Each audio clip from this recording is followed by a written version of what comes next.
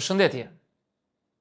Narcizmi, një fjalë që të bën të mendosh menjëherë për pasqyra të mëdha, selfie-et pafund dhe personat që nuk flasin kurrë për asgjë tjetër veç vetes. Po të jesh narcist nuk është gjithmonë aq e thjeshtë sa të kesh një pasqyrë të madhe në dhomë apo të postosh çdo ditë fotot e kafes tënde me filtr. Jo, është diçka më komplekse. Dhe unë si psikolog e them me qetësi, por edhe me pak shpoti, nuk ka asgjë më të bukur se kur dikush vjen tek unë dhe më pyet, më thuaj, a jam narcist apo narciste? Përpara se të përgjigjem, le të vendosim disa baza. Narcizmi, sipas psikologjisë moderne, nuk është thjesht të jesh i vetkënaqur. Është një kombinim i vetvlerësimit të lartë, përvojës për vlerësim të vazhdueshëm dhe mungesë të empatisë. Në nivel më të lehtë të themi, çdo person mund të ketë momente narcizmi, sheh veten në pasqyrë dhe mendon, sot jam shumë mirë. Ose ndjen kënaqësi kur dikush i thot, sa e bukur je sot, ose sa i bukur je. Këtu nuk flasim për patologji, flasim për narcizëm funksional, i cili është krejt normal. Po këtu fillon pjesa më interesante. Kur vjen një zonjë dhe të pyet, a jam narciste unë? Shpesh nuk kupton se ka dyshime për sjelljen e saj dhe pikërisht kjo pyetje është një indikator më shumë që ndoshta nuk është narciste psikologjikisht. Pse? Sepse narcistët e vërtet rrallë bëjnë pyetje të tillë. Ata e din vetë se janë qendra e universit. Askush nuk duhet t'ua tregoj këtë. Dhe ja, këtu fillon komedia. Njerëzit vinë tek unë duke menduar se janë narcist dhe gjatë seancave kuptojnë se më shumë jam të pavëmendshëm ndaj vetes se sa të vetkënaqur. Le ta bëjmë më konkrete këtë. Imagjinoni një klientin që ka ardhur tek unë. Ka bërë 3 selfie gjatë rrugës, për në zyrë, ka postuar statusin, u mendoj për botën dhe veten time, dhe tashmë pyet, i nderuar psikolog, a jam narciste unë? Dhe unë që qesh dhe them, shumë gjasa ka që po, por mund të mos jesh aq narciste sa mendon.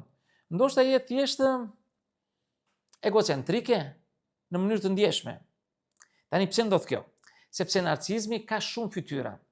Ka narcizëm të shfaqur, ku individi duket arrogant, i vetkënaqur dhe dominues, dhe ka narcizëm të fshehur, ku individi duket i turpshëm, por në thelb kërkon miratim dhe vlerësim. Dhe të jesh i vetëdijshëm për këtë është një hap i madh. Në kanalin tim keni video që flas edhe për narcizmin e fshehtë.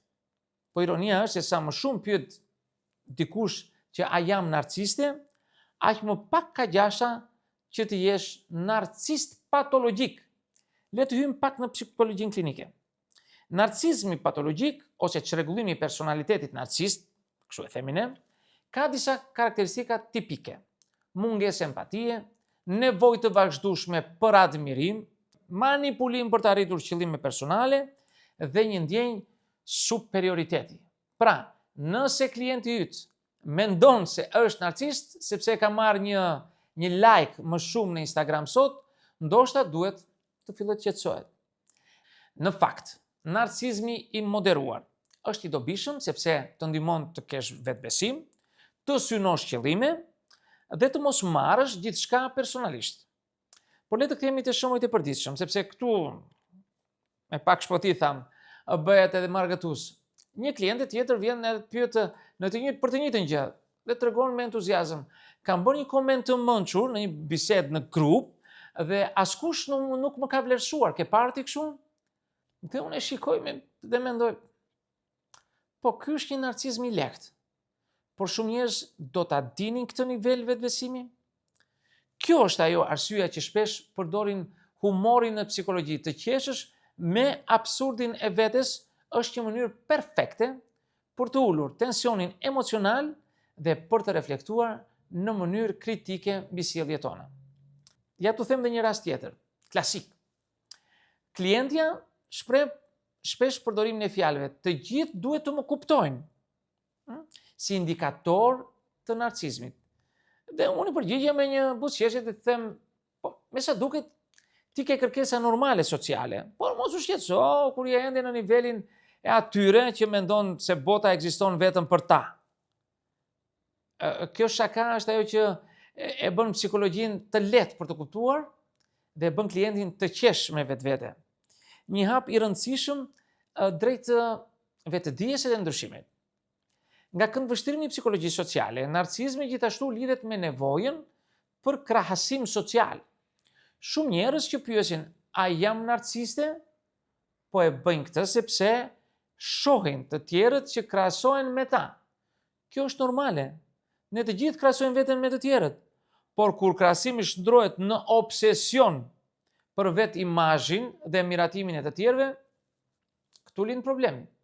Dhe këtu, si thua, humori, shpotia bëhet edhe më e mpret. Njerëzit që vijnë tek unë, edhe të kolegët e tjerë, sigurisht me këtë pyetje shpesh e kanë përgjigjen e vetë brenda tyre, por duan ta dëgjojnë nga dikush që nuk është pasqyrë tyre e pasme. Pra, përfundimisht, si mund të kuptoni nëse jeni narcisiste? Ja disa pyetje të thjeshta për vete.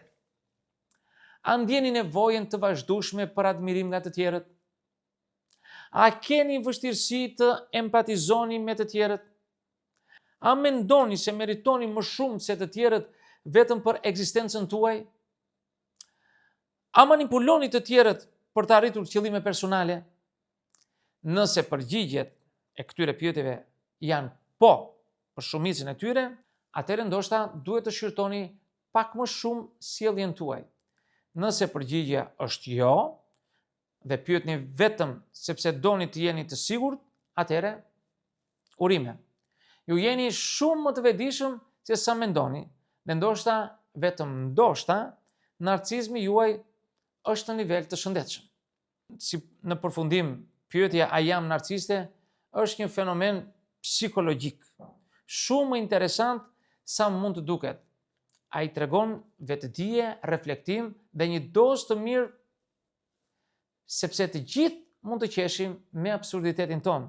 Dhe nëse arrim të qeshim me vetveten, të analizoni sjelljen tuaj dhe të kuptoni kufijtë e narcisizmit të shëndetshëm, atëherë ju jeni në rrugën e duhur për një vetëdije të fortë psikologjike, dhe kjo është më e rëndësishme se çdo pasqyrë apo like në Instagram.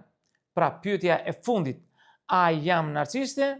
Në shumicën e rasteve, përgjigjja është ndoshta, por me humor dhe vetëdije, ky nuk ka problem. Përkundrazi, është një avantazh. Dhe aty fillon e vërteta rruga e vetë reflektimit dhe rritjes psikologjike. Miq, këto do të thosha në këtë video. Unë ju falenderoj për vëmendjen.